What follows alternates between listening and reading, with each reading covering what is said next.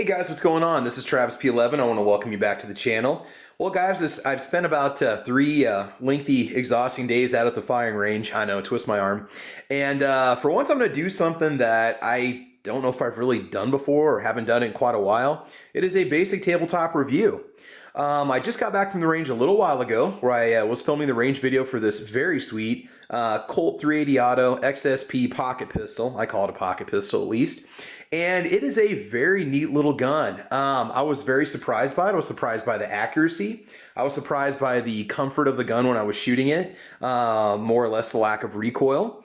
So just real quick, a few specifications on this pistol, and this is just a pen, by the way, it's not a live round. We're looking at a 2.75 inch barrel, overall weight 12 ounces. I'm assuming that's going to be unloaded. Action is single action, does have a fairly stiff trigger, but we'll talk about the pros and cons of this pistol here in just a little bit. 6+1, it's claimed to have enhanced texturing on the front and back, enhanced side serrations, and there's some exclusive colors out there. If you look around, you can find it. Now, MSRP on this gun is $499. I'm guessing you can probably find one for $449, maybe even a little bit less. So just a little bit about the pistol. I shot it today with Winchester Train and Defend ammo and Winchester Train and Defend training ammo, and they both felt about the same overall. I was more accurate with the Defend ammo versus the Train ammo. And I don't know if it's just because maybe it was a slightly lighter load maybe. I really don't even know what the grain weight of this is. Okay, 95 grain hollow point for the Defend and 95 grain full metal jacket for the Train. So all I noticed is that the hollow point seemed to have a bit more of a rapport to it. I'm guessing it had a little more powder in it, a little more kick to it, but it really was not uncomfortable to shoot with. And it functioned flawlessly in this pistol. So if you pick one of these up, just get some Winchester Defend ammo. And by the way, I'm not being paid to say this, but if I got an ammo that runs great through a pistol the first time that I take it out to the range, I'm probably going to stick with it. A little bit difference on the ballistics here between the two. We are basically identical all the way across. So I don't know. Maybe it was just psychological. Maybe it was just the shooting. Now my groups did open up quite a bit when I was shooting with the Winchester Defend ammo. But I mean, if I had to choose between, full metal jacket and hollow point, I'm probably going to go hollow point, but I'm not going to debate calibers with anybody because that just turns into a keyboard commando contest and we're not going to go there. The pistol, awesome. Let's just talk about what I really liked about it. First of all, the construction, the fit and finish on this thing are just superb. I mean, it was very, very cool, very well built. The slide's nicely finished inside. I didn't see a lot of rough edges. It does have metal rails that the pistol slides on. You do have a one-sided magazine release. I don't know if you can reverse that. Maybe you can. You do have an ambidextrous safety, which is very cool. Not a decocking lever. So, if you're going to keep this thing cocked, you should probably keep it locked. Just my opinion. You do have your traditional slide stop, and it is very easy to disassemble, which I'm not going to do because I did a cleaning video on this, and you guys are more than welcome to check it out.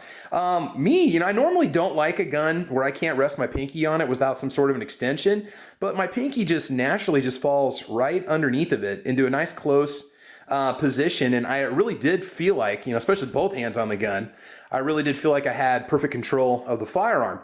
Now, here's the deal with the sights. Okay, let's just go right into a con. They are all black. My opinion is that if you're going to make a self-defense pistol, you should at least have a white dot on the front. You can always paint that white if you want to. Oh, by the way, I should probably mention this firearm is on loan to me from Stan, the owner of SS Pawn in Lexington, Nebraska, and I just got done cleaning it again. So it is perfectly clean, ready to go. I won't leave the magazine out because we can talk about that in a second here. It does have a little bit of a, I guess you could say maybe one section of Picatinny rail. You could probably get a custom light for that or a laser. I like that option. A lot of times on your 380 pistols, you don't find that. The only other 380 pistols that I can recall ever shooting would be my Glock 42 that I owned for quite a while and my Taurus TCP 738. And they were both fine guns to shoot. I really had no issues with them. But man, this thing is just cool. I mean, so lightweight. You got a polymer lower. I'm assuming you've got a steel slide up on the top. I don't know if it's traditional bluing or nitron finish. I really didn't get into the details of, the internal features of this particular firearm. Disassembly is a piece of cake. The guide rod and spring are not captive. You should still be careful when you take them out. But, I mean, I was surprised with as light as the springs were. I was expecting more buck and more recoil and a lot more muzzle flip. Was not the situation when I was at the range. Trigger, it'll kind of stop and then brakes, and that's it, okay? Stops, brakes, reset. Oh, I gotta be all cliche here. Short reset. Ooh, what a crisp trigger. I love saying that. So anyway, yeah, I mean, very cool gun. Great gun to shoot. Would I buy one? Absolutely. I mean, I just think it's awesome. If I wanted, say, a second backup gun to my primary concealed carry piece, I would consider getting one. I'd possibly get one for my wife because the slide on this thing is very easy to manipulate. You do have a nice squared off trigger guard. I mean, it's a great defensive pistol.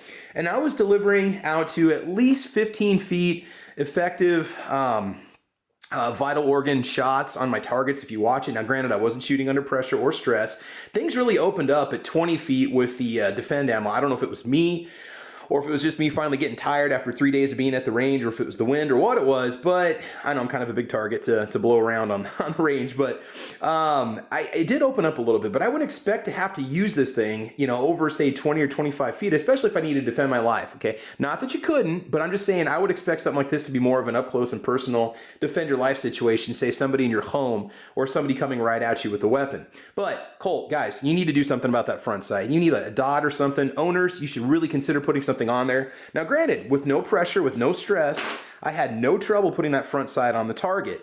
But if I was low light situation or somebody was not wearing contrasting colors, I might just, you know, aim and shoot if somebody's coming at me and not have time to focus on exactly where the rounds are going to go specifically. So I'm just saying I wouldn't shoot haphazardly, but it definitely would help out quite a bit. Okay, let's just get right into some cons, okay? A couple things I did not like about the pistol. Capacity, 6+1, single stack, what do you expect? I was expecting these to maybe be a little flimsy, but they're not. They're very solid. They're basically like a sheet metal magazine. Man, they got nice solid springs. I mean, nice consistent travel. Had no trouble feeding whatsoever running these two boxes of rounds through the gun. Other cons, it'd be nice to have an ambidextrous magazine release, possibly ambidextrous slide release, but I know we're talking about this is a 1911 style gun, and many times you don't get that unless you get into some custom work and so on. Yeah, I don't know. I mean, I really can't think of anything else I don't like about it. The pistol, the trigger was a little bit stiff, like I mentioned before, and that might have affected my accuracy. If you're pulling on a really hard trigger, you know, if you really just take your time and watch, if you dry fire especially, you can see kind of what your finger does and what your hand does. Also, you know, without having a decocker, you got to make sure that you have that safety on when you carry. But again, that's just a philosophical argument that we can get into. For something like this, I would probably have the safety on, but that's just me, especially if I've got one in the chamber with the hammer back. But again, that's entirely up to you. So yeah, I don't know. I was very excited when I took it out. It's always fun. It's always rewarding to get to shoot a gun that's accurate, that functions well right out of the box. And granted, now I just tested it with this particular ammo. As for overall longevity, you know, is this gun going to have any malfunctions or problems down the road? I don't know. If you buy it, run a couple hundred rounds through it the first weekend you get it. I'm serious. And if you have any problems then, you know, maybe it's a gun that you can't defend your life with. If it's solid and has no problems, maybe just consider, you know, keeping it as your daily carry or whatnot. So, yeah, overall, very cool gun. So again, this was the Colt Mustang XSP 380 auto pistol, obviously from Colt Manufacturing. Probably the first Colt handgun I think I've ever fired. As for 1911s, I've only fired a Rock Island Armory, and that was pretty much it. So, yeah, so there you go, guys. Just kind of a quick overview of this pistol. Consider this as a nice option. You know, if I was only going to carry like one compact pistol or pocket pistol, nothing against the Glock 42. I'm not going to argue with you guys. Nothing against the Glock 43. They're both fantastic guns. You know, this is roughly the same price point as those firearms. I kind of like this one a little bit better, and it's just because I shoot this more accurately than I used to shoot my Glock 42, and way better than I shoot a Glock 43. I know I'm starting a war, Colt versus Glock. Here we go. Sure, we're going to hear about it in the chat. You know what? Just buy all three. You'll be happy if you buy all three. Just go buy it. You know you want all three. Just go get all three guns. That way we don't have to argue about it, and you can just rotate them out. Monday Colt, Tuesday Glock, Wednesday Glock, Thursday Colt. All right? There you go. Done. I fixed the problem. No more arguing. So there you have it, guys. All right.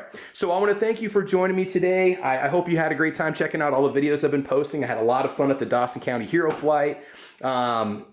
Some of that training I got on the pistol range yesterday, I think it definitely showed off in today's accuracy, especially with trigger control, waiting for the reset. Now, all I need to do is work on shooting faster, more accurately without slapping the trigger, which I sometimes have a tendency to do. I blame the heavy draw weight of some of my pocket pistols that I've carried before for that habit, because I'm so used to having to put so much force and have such a long reset. It's a very hard habit to break when you shoot a lot. So There you go, guys. All right, so hey, there you have it. Okay, check me out over on Twitter, Facebook, Instagram. You can support me over on Patreon with patreon.com/TravisP11, as well as gunchannels.com. You can find me over on the Ordinary Average Guy Gun channel. Got kind of a wall of fame going on here with my Chromebook. Look at that. Check it out. I love that. I love putting those stickers on there. Every second matters, guys. It really does. All right, so there you go, okay? So I want you guys to have a wonderful weekend. I'll have more reviews coming up for you. If you're okay with if you like these tabletop reviews, let me know.